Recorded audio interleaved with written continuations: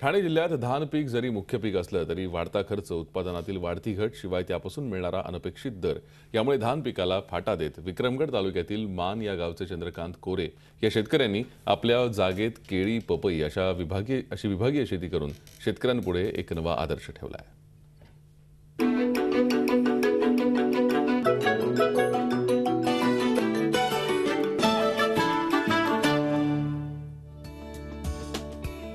विक्रमगड तालुक्यामधल्या चंद्रकांत कोरे यांनी आपल्या 5.5 एकर जागेत फळबाग करण्याचा निर्णय घेतला। त्यासाठी सर्वप्रथम त्यांनी जागेचं वर्गीकरण केलं।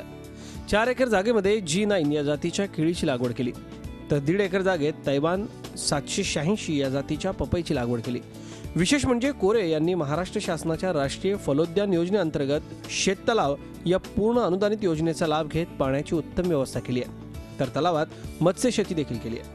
मत्स्यपालन हा माझा दुय्यम हेतू आहे। त्याच्यासाठी मी त्याच्यामध्ये रोहू, कटला, मृगळ, ग्रासकाप वगैरे असे मासे सोडलेले आहेत। साधारणतः 4000 नग सोडलेले आहेत। मला 500 किलो त्यातून उत्पन्न अपेक्षित आहे आणि त्याला साधारणतः 100 रुपये भाव सर्वसाधारण आहे। लागवडीनंतर वर्षभरात कोरेंना केळीचं प्रतिवाण वर्षाकाठी 15 किलोचं उत्पन्न अपेक्षित आहे।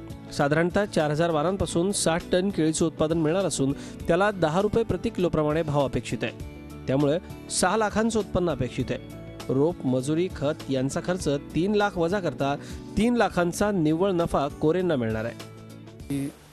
केळी साधारणतः सरासरी 15 किलो एका खोडामागे एक घड 15 किलोचा ह्या हिशोबाने मला साधारणतः 60 टन केळी अपेक्षित आहेत आणि त्याचं उत्पन्न साधारणतः आजच्या बाजारभावाप्रमाणे 10 रुपयाप्रमाणे 6 लाख मिळायला काहीच हरकत नाही।